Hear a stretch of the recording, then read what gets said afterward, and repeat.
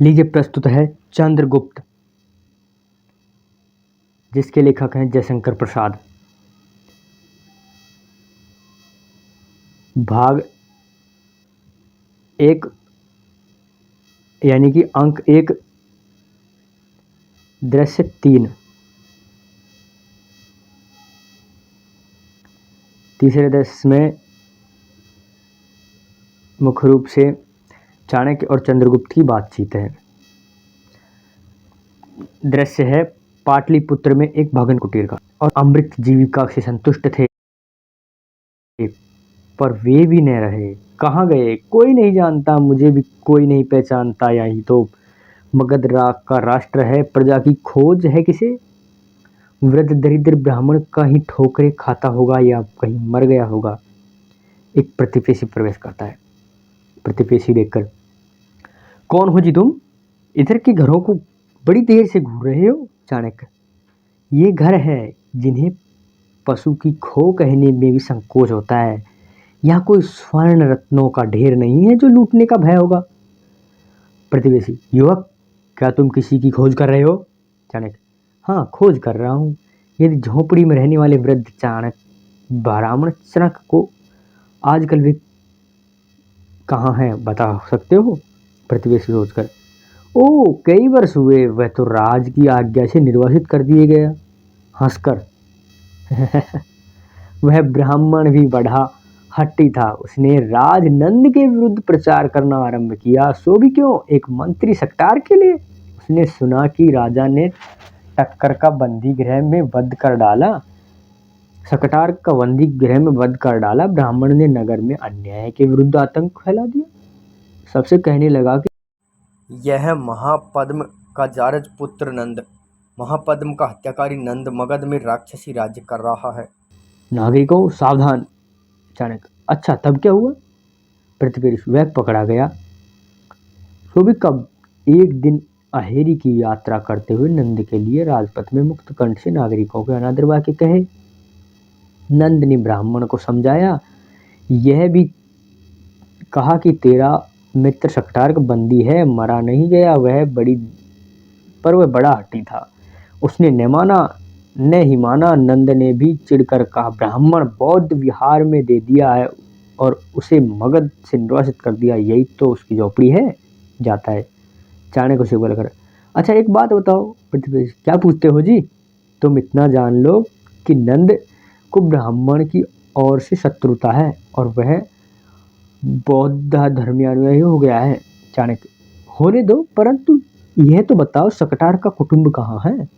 प्रतिपेश, कैसे मनुष्य हो? अरे, राज कोपानल में वे सब जल मरे। इतनी सी बात कहने के लिए लौटाया, छी, जाना चाहता है। चाणक्य, हे भगवान, एक बात दया करके बता दो, सकटार की कन्या सुहासिनी कहाँ है? प्रतिपेशी का प्रवेश जोर से कहता है, युवक, वे बौद्ध विहार में चली गई, परंतु वहां भी नहीं रह सकी। पहले तो अभिनय करती थी, आजकल कहाँ है नहीं जानता, जाता है। चाणक्य, पिता का पता नहीं, झोपड़ी भी न रही गई, सुहासिनी अभिनेत्री हो गई, संभवतः पेट की ज्वाला से। एक साथ दो दो कुटुंब का सर्वनाश, और कुसुमपुर फूलों सीधे सेज में ऊँग रहा है। क्या यही इसीलिए राष्ट्र की शीतलता छाया का संगठन मनुष्य ने किया? मगध मगध सावधान, इतना अत्याचार सहना असंभव नहीं है। तुझे उलट दूंगा, नया बनाऊंगा, नहीं तो नाश करूंगा। ठहर कर, एक बार चलूं नंद से कहूं, नहीं तो तुरंत मेरी भूमि, मेरी वृत्ति वही मिल जाए। मैं शास्त्र व्यवसायी न रहूंगा, मैं कृषक बनूंगा। मुझे राष्ट्र की भलाई बुराई से क्या, तो चलूं। देखकर एक लकड़ी का स्तंभ अभी भी उस झोपड़ी का खड़ा है, उससे देखकर उसके बाल्यकाल की सहस्त्रों भंवरियां लिपट गई, जिस पर मेरी धवल मधुर हंसी का आचरण पड़ता रहता था। शैशव की स्निग्ध स्मृति विलीन हो जा। यानी कि एक लकड़ी का स्तंभ अभी भी उस झोपड़ी में खड़ा था, इसके साथ मेरे बाल्यकाल की स्मृति विलीन हो जा। खंबा खींचकर गिरता हुआ चलता है। चंद्रगुप्त जिसके लेखक हैं जयशंकर प्रसाद जी। अंक 1, दृश्य 4, कुसुमपुर के सरस्वती मंदिर के उपवन का पथ। राक्षस, ध्रुवस्वामिनी, हट न करो।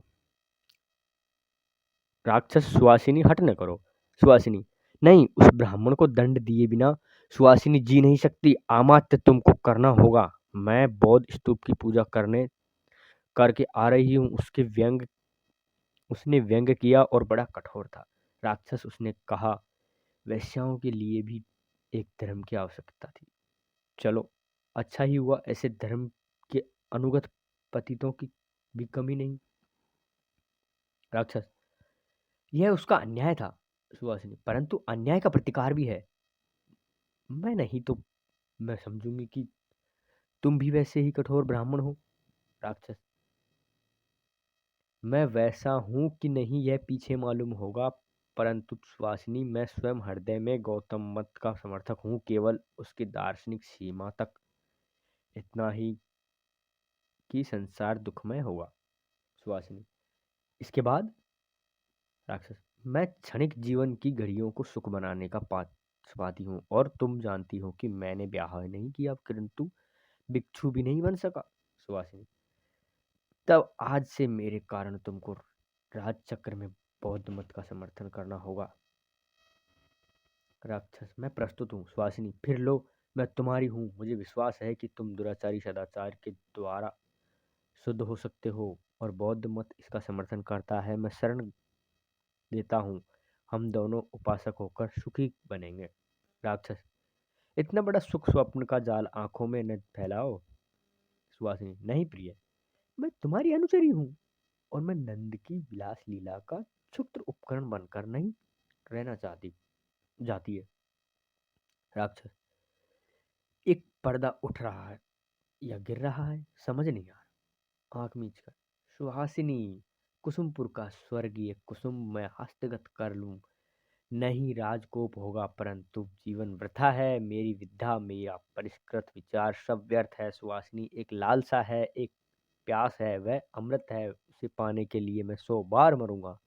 नेपथ्य से, हटो, मार्ग छोड़ दो। राक्षस, कोई राजकुल की सवारी है तो चलूं। जाता है। राक्षसियों के साथ शिविका पर राजकुमारी कल्याणी का प्रवेश। कल्याणी, शिविका से उतरते हुए लीला से, शिविका उद्यान से बाहर ले जाने का कहो, रक्षी लोग वहीं ठहरे। शिविका लेकर रक्षक जाते हैं। कल्याणी देखकर, आज सरस्वती मंदिर में कोई समाज है क्या? जा तो नीला, देख क्या। नीला जाती है। नीला, राजकुमारी चलिए, इस श्वेत शिला पर बैठिए। मैं यहाँ अशोक की छाप बड़ी मनोहर है। अभी तीसरे पहर का सूर्य कोमल होने पर भी इस पर यह नहीं है। कल्याणी, चल। दोनों जाकर बैठती है। नीला जाती है। नीला, राजकुमारी, आज तक शिला से लौटते हुए स्नातक लोग सरस्वती दर्शन के लिए आए हैं। कल्याणी, क्या सब लोग लौट आए हैं? नीला, यह तो न जान सकी। कल्याणी, अच्छा तू भी बैठ, देख कैसी सुंदर मागरी लता फैली हुई है। महाराज के उद्यान में लताएं ऐसी हरी भरी नहीं, जैसे राज आतंक से वे डरी हुई है।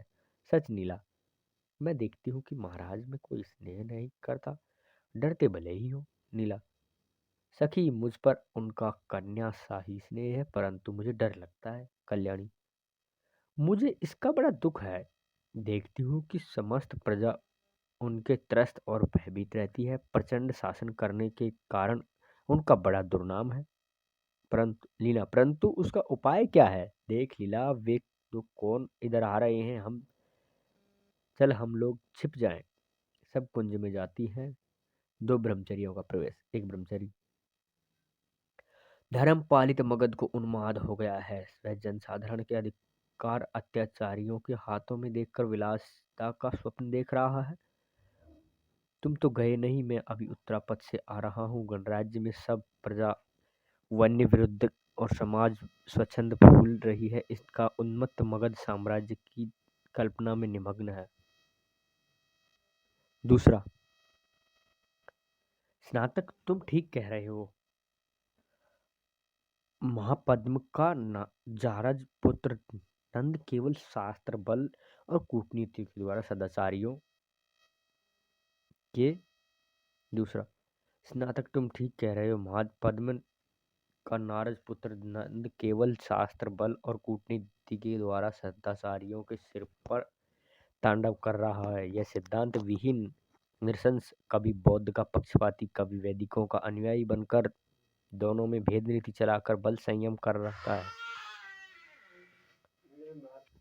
मूर्ख जनता धर्म की ओट में नचाई जा रही है।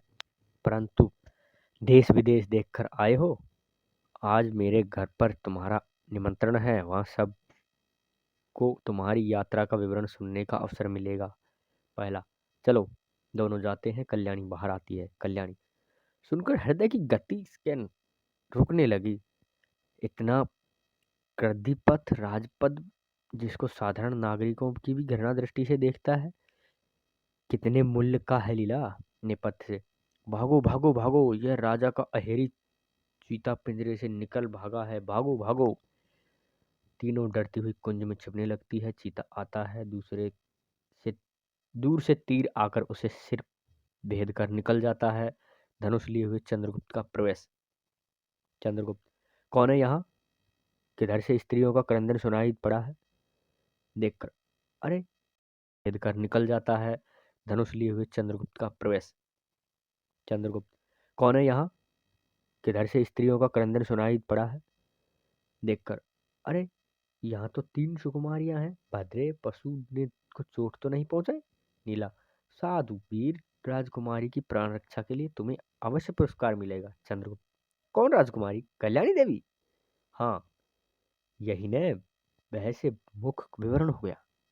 चंद्रगुप्त, राजकुमारी मौर्य सेनापति का पुत्र चंद्रगुप्त प्रणाम करता है। कल्याणी स्वस्थ होकर सजल। नमस्कार चंद्रगुप्त, मैं कृतज्ञ हुई तुम स्नातक होकर लौटे हो। कल्याणी स्वस्थ होकर सजल। नमस्कार चंद्रगुप्त, मैं कृतज्ञ हुई तुम स्नातक होकर लौटे हो। चंद्रगुप्त, हाँ देवी,